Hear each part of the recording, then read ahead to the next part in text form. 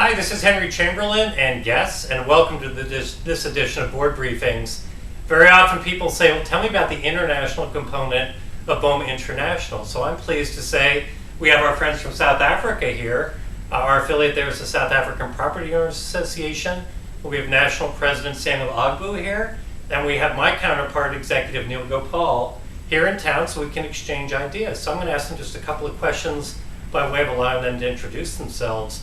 So let me start off with the easy question, which is tell the group here about SAPOA. What is SAPOA? What are you working on? Okay. SAPOA, the acronym stands for the South African Property Owners Association. It was established in 1966 to represent the opinions of the owners in negotiating with government.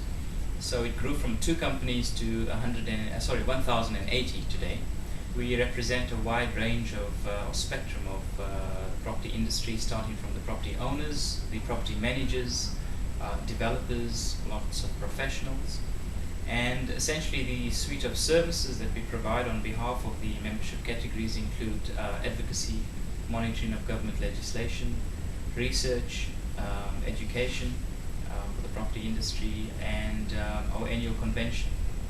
So that's essentially very similar to some of the services of BOMA. Yeah, terrific. And Neil, you understand a little bit. You've grown a lot in the last bunch of years to get over 1,000 members. So you've got a vibrant group that's doing terrifically. And Samuel, maybe we can talk about the economy a little bit. You're in the industry.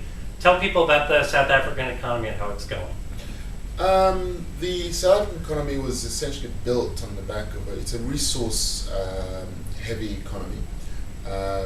However, over the last decade or so, it's been the importance of resources as a contributor to economic growth has been declining as other areas of the economy have grown. So we're an economy, I suppose we'd be in the middle range economy.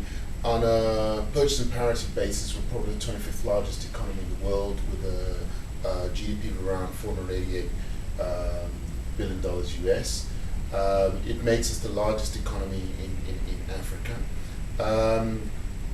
The components of that are mining, as I've said, which is actually form a smaller part of it. Services is a large and growing part.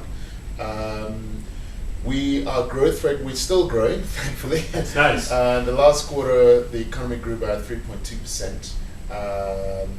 But some of the challenges we have is that we actually need to grow a lot faster than that in order to meet some of the, to absorb some of the unemployment challenges that we have. So we have some challenges, but we've also had some good positive signs of growth. We've benefited from the recent staging of the Soccer World Cup in driving a surge in infrastructure spend prior to the World Cup. And post the World Cup, we hope that tourism will pick up significantly and also add a spur to the economy. And we've spent the day together as staff talking about different issues. Of course, one of the major areas we share in common is advocacy, because with all that growth and revenue comes the government that would like to tax us, tell us how to run our businesses and all the rest. Maybe you can talk about a couple of your advocacy issues that I know we've teed up today. Sure. Yeah, we just conducted a membership survey very recently. You've seen a copy of that. At least 80% of our members indicated that advocacy legislation is and should be our priority and focus, and that also is very well reflected in our day-to-day operations.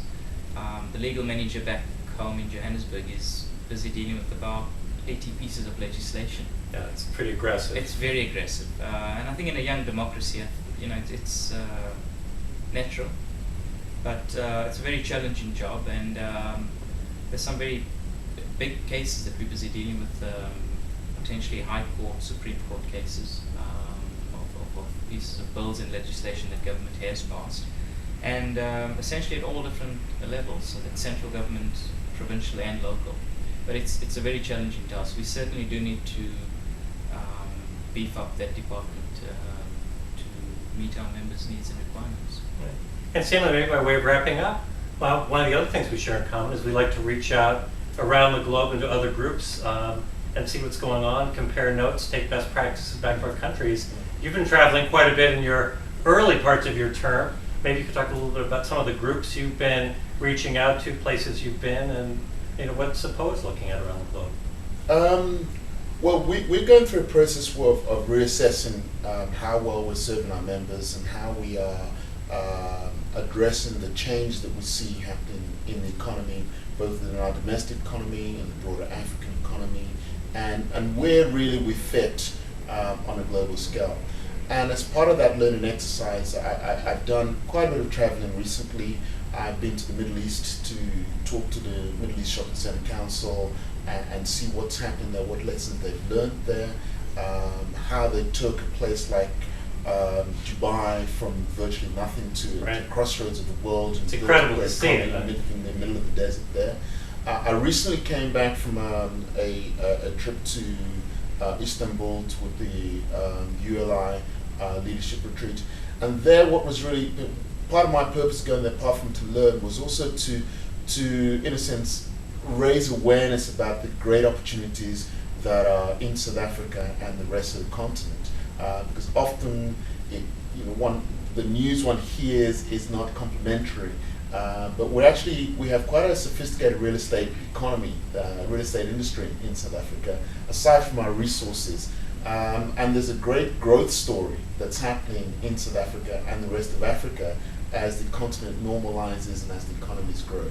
So we've been doing that. And the other thing, obviously, we're here to learn from Burma, to see how you operate your federal structure, how you have been growing and managed to keep providing a valuable service to your members despite the difficulties that the economy has faced and that your members have faced. So I think it's for us, it's we want to change ourselves, be more relevant to our members, and help them navigate some of the changes and also grasp the opportunities we face. And we think we can learn a lot from others who are a little bit further advanced than we are in that particular journey. Terrific. Well, as you can see, we share a lot in common. When people ask you, what is the international part of BOMA, it's long-standing deep relationships with groups like SAPOA that go back 40 years, and groups around the globe, and we are continually looking for those best practices to bring back. So get ready for other profiles on the road. It's been terrific having you guys in the office today. Thank you very much for coming to Washington. Thank you It's a for your pleasure. hospitality. Thank you.